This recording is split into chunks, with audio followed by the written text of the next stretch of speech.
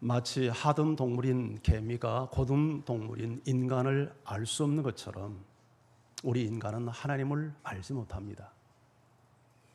그런데 우리가 하나님을 알 수 있습니다. 어떻게 하나님을 아냐면 하나님이 하나님을 알 수 있도록 당신 자신을 계시해 주셨기 때문입니다. 여기서 계시라는 말은 커튼을 열어제친다 하는 뜻입니다.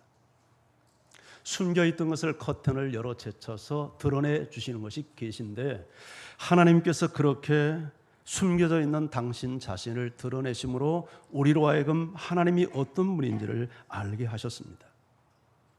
그래서 우리가 하나님을 알 수 있는데 하나님이 계시해 주신 한도 내에서 하나님을 알 수 있는 것입니다. 자, 오늘 성경이 그것을 우리에게 밝히고 있는데요. 자, 여러분의 성경을 다시 한번 들여다보시죠. 자, 25절에서 27절 계속해서 한번 여러분의 성경을 같이 한번 쭉 같이 읽겠습니다. 시작. 그때에 예수께서 대답하여 이르시되 천지의 주제이신 아버지여, 이것을 지혜롭고 슬기 있는 자들에게는 숨기시고 어린 아이들에게 나타내심을 감사하나이다. 옳소이다. 이렇게 된 것이 아버지의 뜻이니이다. 아버지께서는 모든 것을 내게 주셨으니 아버지 외에는 아들을 아는 자가 없고 아들과 또 아들의 소원대로 계시를 받는 자 외에는 아버지를 아는 자가 없느니라. 자, 각절 주의를 해봅시다. 25절 말씀을 보세요. 핵심이 뭘까요? 25절. 자, 하나님을 천지의 주제이신 아버지, 지혜롭고 슬기 있는 자들에게는 숨기시고 어린 아이들에게 나타내심을 감사합니다. 천지의 주제이신 아버지, 천지의 주인이신 아버지, 어린 아이들에게 이것을 나타내심을 감사합니다. 그게 핵심이겠죠. 자, 그러면서 여기에 동의합니다. 26절에서 옳습니다. 그렇습니다. 이렇게 된 것이 아버지 뜻입니다. 그렇다면 27절에서 무엇을 나타내기를 원하는가? 무엇을 알게 하시는가? 자, 27절 내 아버지께서 모든 것을 내게 주셨으니 아버지 외에는 아들을 아는 자가 없고 아들과 또 아들의 소원대로 계시를 받은 자 외에는 아버지를 아는 자가 없느니라. 핵심이 누구를 안다는 겁니까? 아버지를 아는 거예요. 근데 어떻게 아버지를 압니까? 아들과 아들의 소원대로 계시를 받은 자만 아버지를 알 수 있다. 그렇게 말씀을 합니다. 우리가 하나님을 아는데 누구를 통해서 알 수 있다는 겁니까? 아들을 통해서, 아들의 계시를 통해서 하나님을 알 수 있다고 말합니다. 세상에는 크게 두 종류의 종교가 있습니다. 종교학자들의 분류에 의하면 다양한 종교들이 많이 있지만 이 종교들을 크게 두 종류로 구분을 하는데, 하나는 수도 종교와 계시 종교입니다. 수도 종교라고 하는 것은 인간이 자기의 노력을 통해서 신을 알 수 있다고 하는 것이 수도 종교라면, 계시 종교는 신이 당신 자신을 드러내 주심으로 신을 알 수 있다고 믿는 종교가 계시 종교입니다. 수도 종교, 대부분의 종교는 수도 종교입니다. 인간의 노력에 의해서 신의 경지에 도달할 수 있다고 믿는 그 대표적 종교가 불교라고 말할 수 있을 것입니다. 득도의 고행의 삶을 쭉 살면서 신을 알아가는 과정이죠. 그러나 계시의 종교, 신이 당신 자신을 드러내므로 신을 알 수 있다고 믿는 대표적 종교가 어느 종교일까요? 우리 기독교입니다. 우리 기독교는 완전한 계시 종교입니다. 그러니까 성경을 봐도 인간이 자신의 노력으로 신을 알 수 있다고 하는 수도 종교에 동의하지 않습니다. 자, 고린도전서 1장 21절을 화면을 통해서 우리 같이 한번 읽습니다. 시작. 이 세상이 자기 지혜로 하나님을 알지 못하므로 하나님께서 전도에 미련한 것으로 믿는 자들을 구원하시기를 기뻐하셨다. 두 가지 메시지를 전달합니다. 이 세상이 자기 지혜로 하나님을 알지 못한다, 이렇게 말합니다. 인간이 공부해서, 지식 공부를 해서, 득도를 해서, 노력을 해서 하나님을 알지 못해요. 그래서 하나님은 어떤 방법으로 하나님을 알게 했냐면 전도의 방법을 통해서 했다는. 전도가 뭡니까?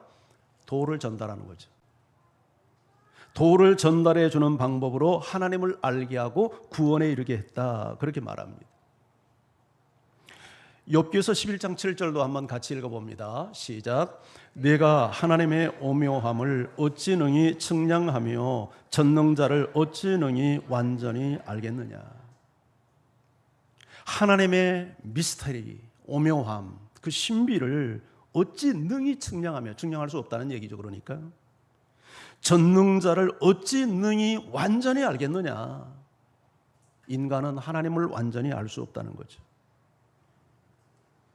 그래서 하나님은 하나님 당신 자신을 우리가 알 수 있도록 계시를 해 주신 것입니다. 에베소 1장 17절 말씀을 같이 읽습니다. 시작.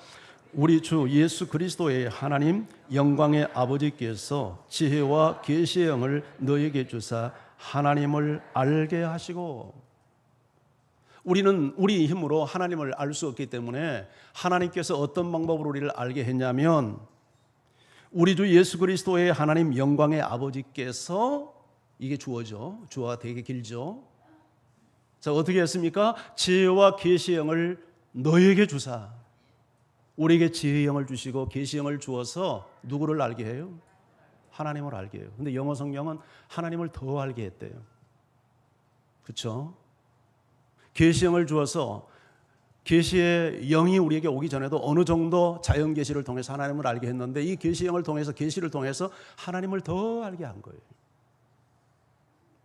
자, 그러면 하나님은 어떤 방식으로 당신을 알려왔는가? 크게 두 가지 방법을 하나님은 사용을 했는데 그걸 신학자들은 일반 계시와 특별 계시, 자연 계시와 성경 계시, 그렇게 이야기를 합니다. 자, 먼저 일반 계시에 대한 이야기를 좀 해볼게요.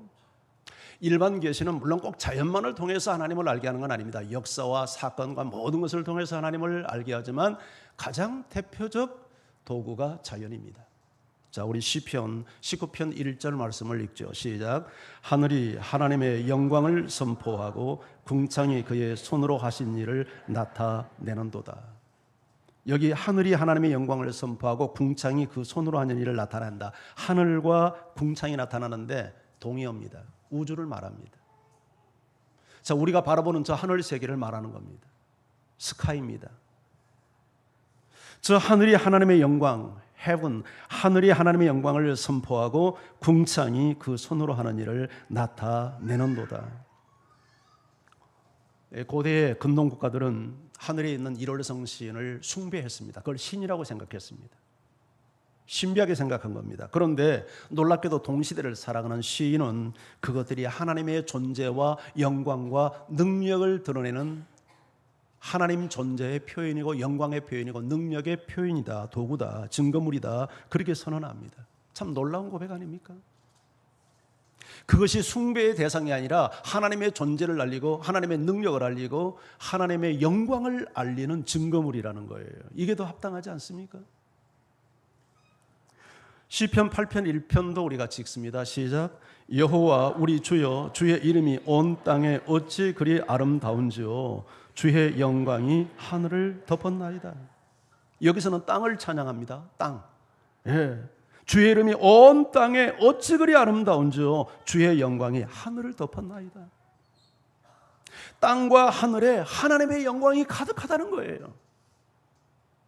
하나님의 자연 계시 속에 하나님을 알 수 있는 너무나도 놀라운 하나님의 존재의 증거와 하나님의 신성과 능력을 부정할 수 없도록 하나님이 만드신 만물 속에 당신의 존재의 그림자들을 드러내 주셨다는 거예요. 그러면서 3절 4절에서 이렇게 시인은 고백합니다. 같이 읽죠. 시작. 주의 손가락으로 만드신 주의 하늘과 주께서 베풀어 주신 달과 별들을 내가 보오니 사람이 무엇이기에 주께서 그를 생각하시며 인자가 무엇이기에 주께서 그를 돌보시나이까? 주의 손가락으로 만드신 주의 하늘을 주의 손가락으로 만들었다고 봅니다. 주께서 베풀어 두신 달과 별을 내가 보오니, 지금 시인이 뭐를 봅니까? 하늘을 보면서 하나님의 손가락을 보고 그 하늘에 베풀어 두신 달과 별이 하나님의 작품이라고 보고 있는 거예요. 얼마나 놀라운 시각입니까? 얼마나 놀라운 계시의 영과 지혜의 영을 받았기 때문에 제대로 인식하는 거 아닙니까? 대부분의 사람들이 일월성신을 바라보며 저게 신이라고 숭배하는 이때에 이 모든 것들은 하나님의 존재의 강력한 증거물이요, 하나님의 신성과 능력의 증거라고 소리칩니다. 그러면서 하반절의 시인은 이렇게 고백하죠. 사람이 무엇이기에 주께서 그를 생각하시며 인자가 무엇이기에 주께서 그를 돌보시나이까. 이게 문맥상 어울립니까? 말이 안 되는 소리입니다. 하늘의 영광을 찬양하다가 갑자기 사람의 존재를 드러내는 이유가 뭡니까? 시인은 그렇게 봤던 겁니다. 하늘의 해와 달과 별이 인간을 위해서 존재하는 하나님의 선물로 본 거예요. 이게 정확한 과학적 시각이지 않습니까? 인자가 무엇이기에, 사람이 무엇이기에 주께서 그를 생각하시며 인자가 무엇이기에 주께서 그를 돌보시나이까. 해와 달과 별을 보면서 이 모든 것들이 사람이 이 땅에 살아갈 수 있는 환경을 조성하기 위해서 만드신 하나님의 작품이라는 사실을 놀랍게 깨닫는 거예요. 뭐 다윗이 무슨 자연과학을 공부했겠습니까? 우주과학을 공부해 봤겠습니까? 그런 것 하나 공부한 적이 없지만 성령께서 계시형을 주니까 그걸 깨닫고 놀랍게 하나님의 이 작품의 본질과 목적을 이해하고 찬양하는 거예요. 우리 사람을 그렇게 존귀하게 만들었어요. 나를 위해서 해와 달과 별을 만들었습니다. 아멘. 여러분은 소중한 분들입니다. 하나님께서 여러분을 그렇게 귀히 여겼어요. 여러분, 우리가 살고 있는 지구가 얼마나 놀라운 별입니까? 어제 저녁에, 새벽에 수많은 별똥별, 유성우가 떨어졌다며요. 보셨습니까? 네, 그거 좀 봤으면 되게 아주 멋있는 우주쇼를 봤을 것 같은데. 근데 그 텔레비전에 말이죠, 뉴스 시간에 그 하늘 우주를 찍은 사진을 잠깐 보여줍니다. 그 유성우가 떨어지는 하늘을 보여주는데 은가루를 뿌려놓은 것처럼 별들이 많지 않습니까? 그 별들의 대부분은 지구보다 더 큰 별들입니다. 그런데 이 지구가 참 놀라운 별이에요.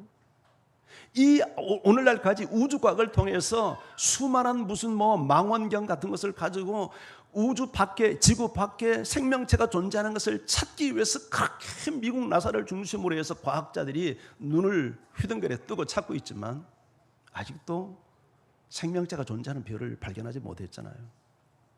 그런데 유일하게 지구가 생명체가 존재합니다. 생명체가 우연히 존재하는 게 아니라 존재할 수밖에 없는 너무나도 치밀하고 과학적인 이런 설계와 여러분 그런 구조 속에 지구가 존재합니다. 지구가 공중에 붕 떠 있습니까? 그렇지 않습니다. 총알 속도보다 더 빠른 속도로 태양을 중심으로 해서 공전을 합니다. 어마어마한 속도입니다. 그리고 지구가 공전만 합니까? 스스로 자전을 합니다. 그런데 어지러웠어. 여러분 혹시 지구멀미하는 분이 있습니까? 움직이는지도 모릅니다. 지구가 이렇게 총알의 속도보다 더 빨리 달리는지도 모릅니다. 그런데 그게 사실입니다. 팩트입니다. 이건 어떤 전능자가 인간이 이 땅에서 살아갈 수 있도록 완벽한 환경을 만들기 위한 하나님의 설계에 의해서 이루어진 현상이지 우연이 아니에요. 우연이. 아멘. 우리 크게 아멘. 세상에 어떤 멍청한 과학자들이 이게 우연히 만들어졌다고 이렇게 떠드는지, 저희들도 말은 그렇게 하지만 확신이 없을 거예요. 여러분, 지구가 태양을 중심으로 도는데 지 맘대로 돕니까? 수천 수만 년을 돌았을 테인데도 정확하게 그 궤도를 돌면서 사계절의 변화를 가져옵니다. 궤도가 한 번도 바뀐 적이 없습니다. 이 지구가 거대한 이 지구 덩어리가 말이죠, 도는데 0.1초도 시간의 오차가 생기지 않고 작년에 돌았던 속도와 금년에 돌았던 속도와 내년에 돌았던 속도가 똑같이 돌 겁니다. 너무 신비하지 않습니까? 누가 도대체 이 거대한 공을 그렇게 정확한 속도로 돌린다는 말입니까? 누가 하늘의 해와 달과 별을 베풀었다고 이야기합니까? 여호와 하나님이.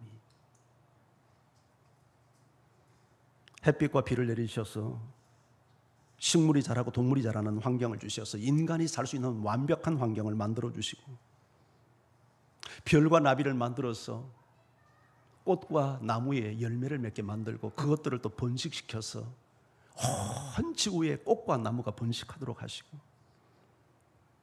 이것은 결코 진화란 자들이 말하는 것처럼 우연의 결과가 아닌 하나님의 놀라운 솜씨고, 이것이 하나님의 존재를 드러내고 능력을 드러내는 일반 계시예요. 할렐루야. 그래서 이런 세계를 보면서 누구도 하나님 없다고 부정 못한다는 거예요. 신약 성경도 말하잖아요. 오늘 우리가 아침에 본문을 읽었던 부분 다시 한번 보십시다. 로마서 1장 19절에서 20절 같이 읽습니다. 시작. 하나님을 알만한 것이 그들 속에 보임이라. 하나님께서 그들에게 보이셨느니라. 창세로부터 그의 보이지 아니하는 것들 곧 그의 영원하신 능력과 신성이 그가 만드신 만물에 분명히 보여 알려졌으므로 그러므로 그들이 핑계하지 못할지. 하나님을 알만한 것을 그들 속에 보였대요. 어떻게 해요? 하나님이 창세로부터 보이지 않는 하나님의 영원한 능력과 신성을 그가 만드신 만물 속에 분명히 보여서 알게 해서 나 하나님 몰라요. 누구도 말 못하게 만들어 놨다는 거예요. 우리는 세상 우주 만물을 보면서 하나님의 존재를 인식할 수 있습니다.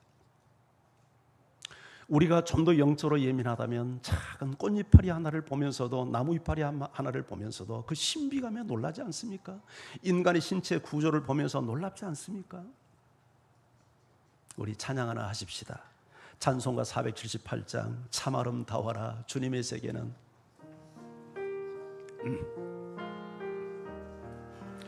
참 아름다워 주님의 세계는 저 솔로몬의 옷보다 더 고운 백합화 주 찬송하는 저 맑은 새소리 내 아버지의 지으신 그 솜씨 깊도다. 참 아름다워라 참 아름다워라 주님의 세계는 저 아침 해와 저녁 놀 밤하늘 빛난 별 양망한 바다와 늘 푸른 봉우리 주 하나님 영광을 잘 드러내도다. 참 아름다워라 참 아름다워라 주님의 세계는 저 산에 부는 바람과 잔잔한 시냇물 그 소리 가운데 주음성 들리리 주 하나님의 큰 뜻을 나알듯하도다. 아멘이죠. 참, 세상을 바라보면서 하나님은 과연 살아계시구나, 하나님은 나를 사랑하시구나 인식할 수 있어요. 그런데 우리가 이제 부패했잖아요. 하나님을 사랑하는 뜨거운 영성을 많이 잃었잖아요. 그래서 이런 자연 계시만 가지고는 온전하게 하나님을 알 수 없었기 때문에 하나님은 특별 계시를 준비했어요. 특별 계시는 두 가지 방법이 있는데 첫 번째가 하나님의 아들이에요. 당신의 아들을 보내셔서 하나님을 알게 하셨어요.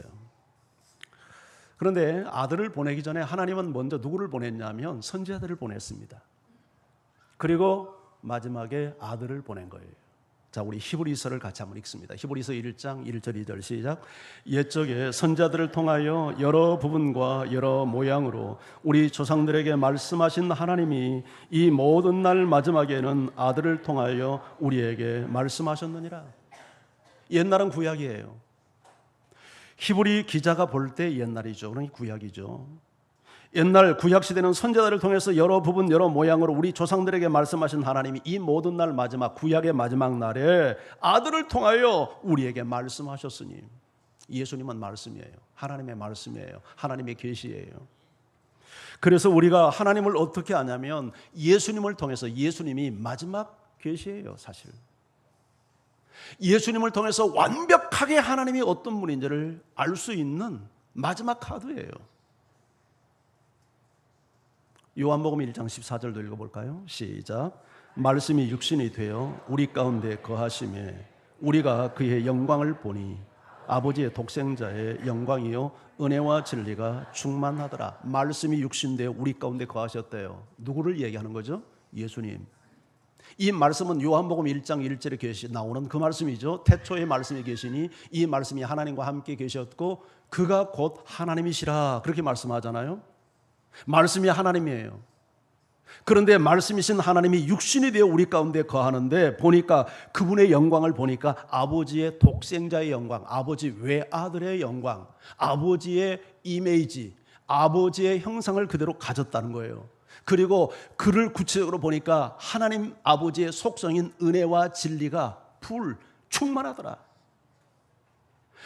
예수님은 하나님의 완벽한 계시예요. 하나님이 어떤 분인가를 가장 명확하게 계시하신 계시의 통로 방편이 예수님이에요. 어느 날 제자 빌립이 예수님에게 물었어요. 주여, 우리에게 좀 아버지 좀 보여주세요. 그랬더니 예수님이 이렇게 답변합니다. 요한복음 14장 9절 10절 같이 읽어봐요. 시작. 예수께서 이르시되 빌립아, 내가 이렇게 오래 너희와 함께 있으되 네가 나를 알지 못하느냐? 나를 본 자는 아버지를 보았거늘 어찌하여 아버지를 보이라 하느냐?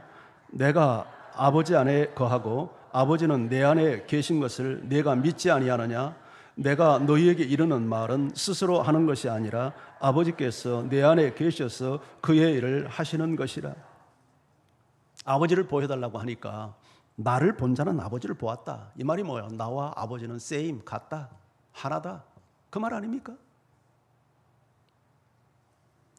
왜 그렇게 말하냐면 내가 아버지 안에 들어가 있고 아버지가 내 안에 있다. 이건 아버지와 아들이 하나가 되어 있다는 얘기죠.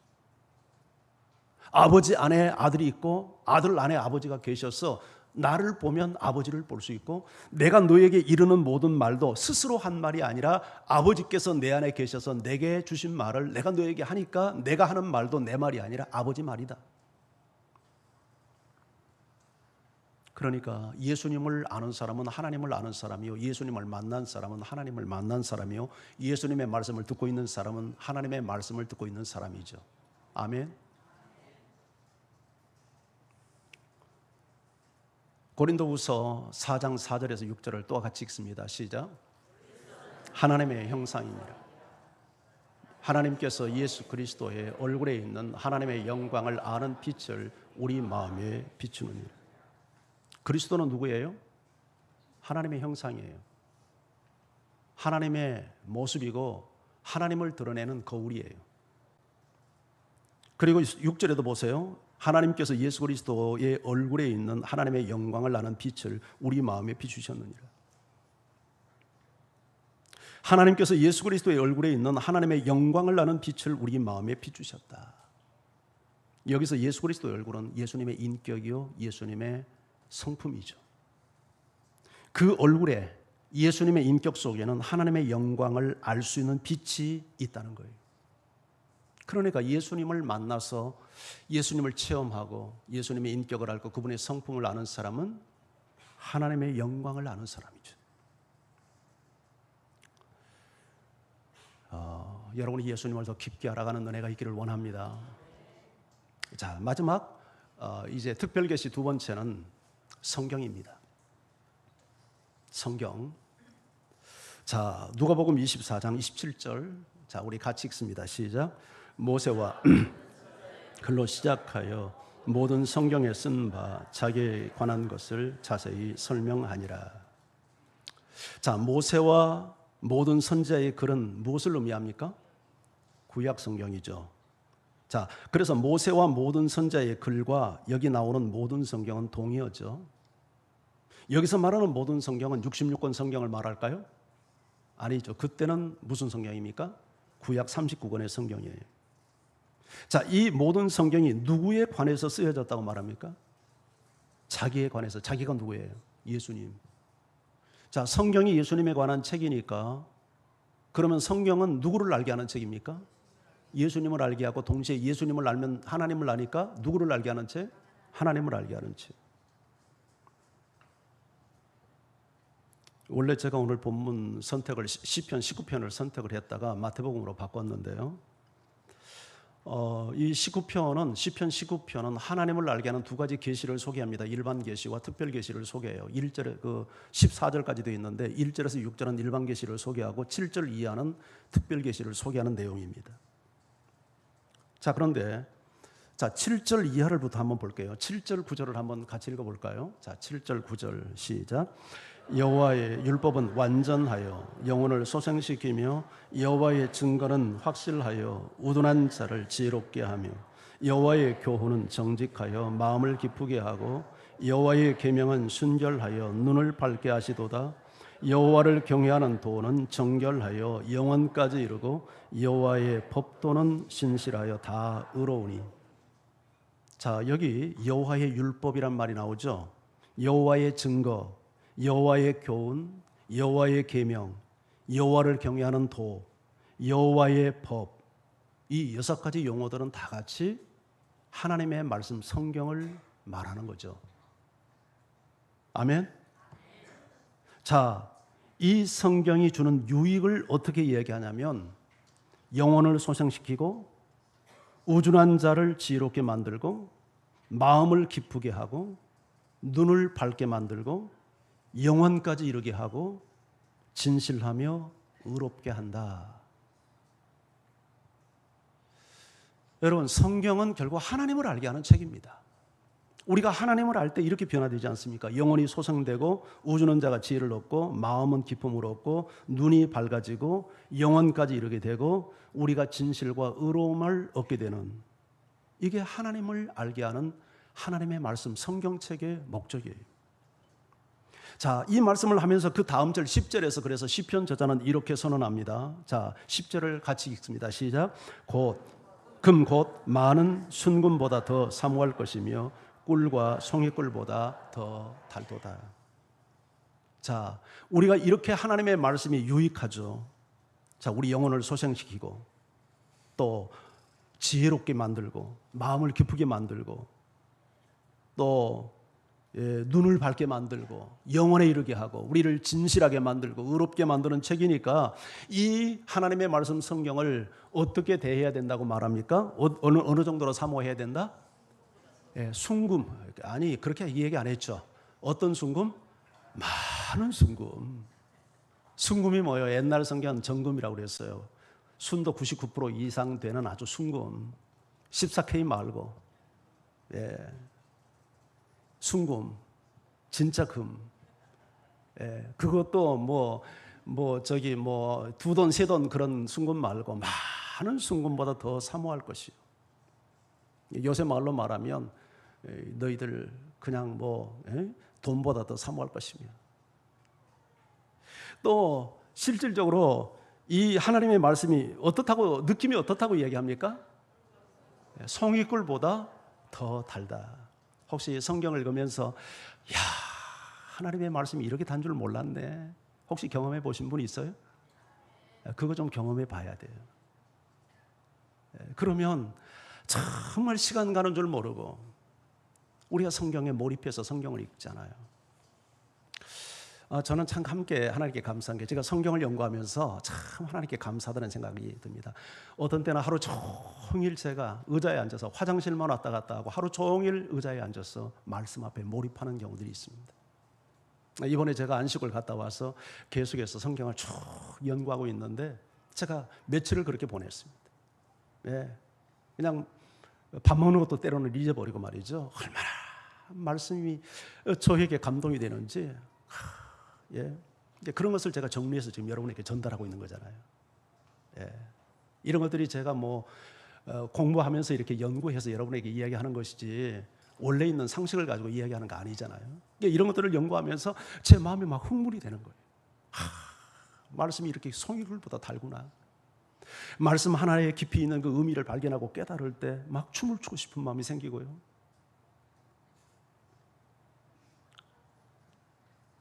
여러분, 그래서 많은 순금보다 더 사모할 수 있기를 바랍니다. 저는 여러분들이 하나님의 말씀에 대한 이 정말 말씀이 이렇게 단 줄 몰랐어, 이 고백들이 나오고, 지금 우리 성경 읽기 하는데 막 의무감으로 막 읽어 제끼는 성경 읽기가 아니라 막 성경 하나하나가 너무너무 좋아서 그냥 꿀송이처럼 그냥 아침에 일어나면 제일 먼저 성경, 그 다음 거 어떻게 됐을까 막 이게 사로잡혀가지고, 옛날 막 모래시계 연속곡 막 온 국민의 70%가 모래시계에 매달릴 때 그 다음 번 어떻게 됐을까 막 할 때 하는 것처럼 그렇게 말씀 앞에 사로잡히는 은혜가 있기를 축복합니다. 그럴 때 우리 영혼이 소생되고 우둔한 자가 지혜를 얻고 세상이 주지 못하는 마음의 기쁨을 얻고 눈이 밝아지고 옳고 그름을 분별하게 되고 진실하고 의로움을 얻는 그런 은혜의 삶을 사는 거예요. 계속해서 시인은 11절에서 이렇게 권면합니다. 말씀합니다. 자, 11절로 읽어봅니다. 시작.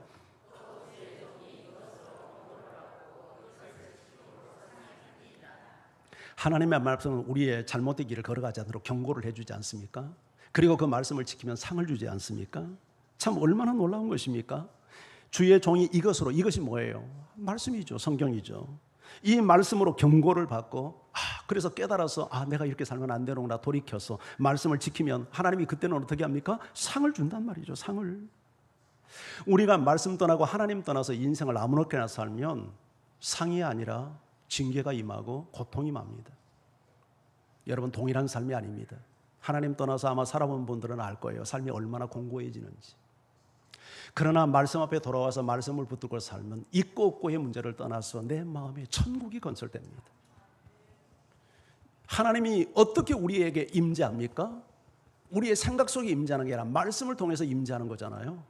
하나님의 말씀이 내 생각을 지배하고 내 영을 지배할 때 그게 하나님의 임재예요. 이런 사람은 초막이나 궁궐이나 내주에서 모신 것은 천국이 되는 거예요.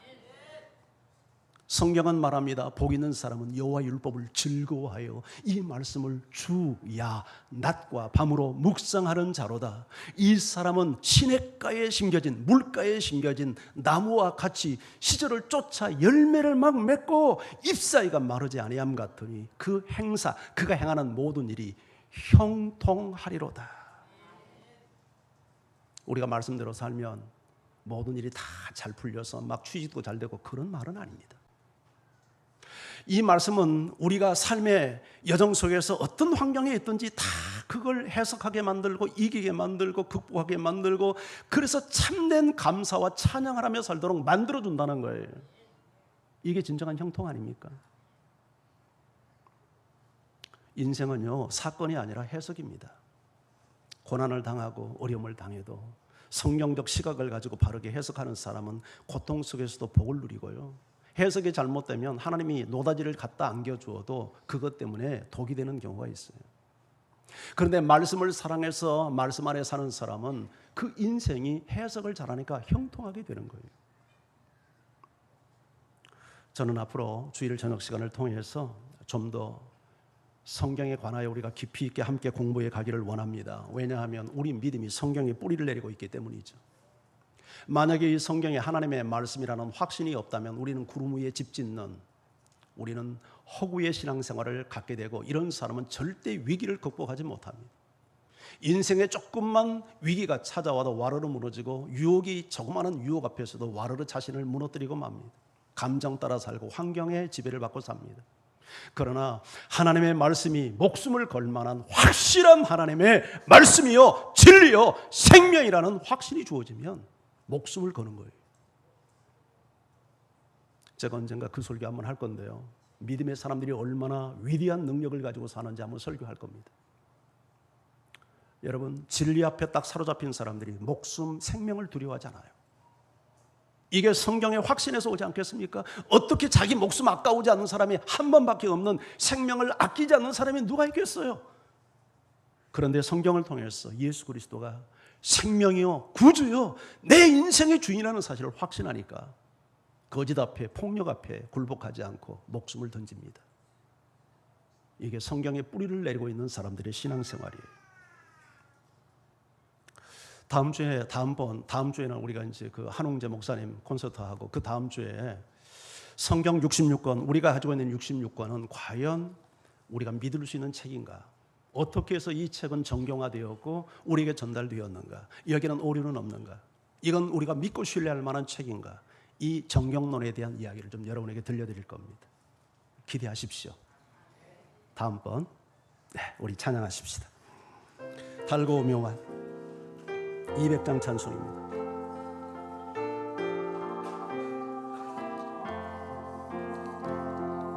달고 묘한 그 말씀, 생명의 말씀은 귀한 그 말씀 진실로 생명의 말씀이 나의 길과 믿음 밝히 보여주니 아름답고 귀한 말씀 생명샘이로다. 아름답고 귀한 말씀 생명샘이로다. 귀한 그의 말씀 내 노래 태도다. 모든 사람을 살리는 생명의 말씀을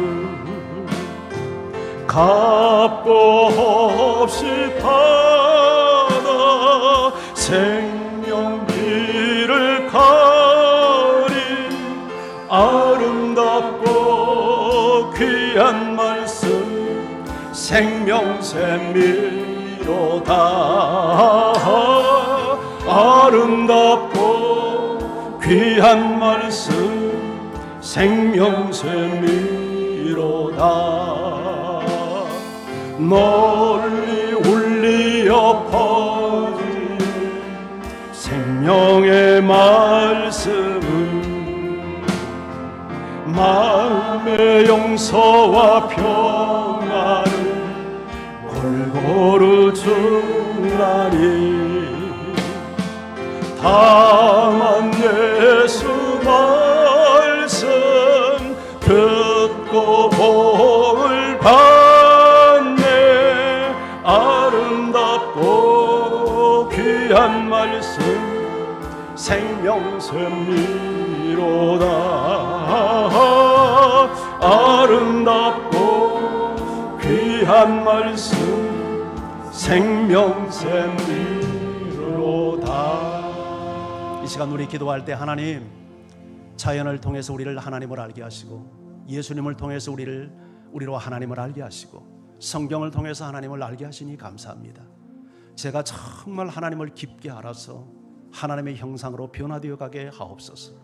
특히 성경을 깊이 읽고 깨닫고 공부하면서 저희들이 하나님의 마음을 알고 뜻을 알고 계획을 알고, 그래서 우리 인생, 너무나도 소중한 내 생명, 헛된 일에 우리의 인생을 낭비하지 않고 진리 앞에 헌신하는 소중한 삶 살게 해달라고 다 같이 우리 기도하며 주 앞에 함께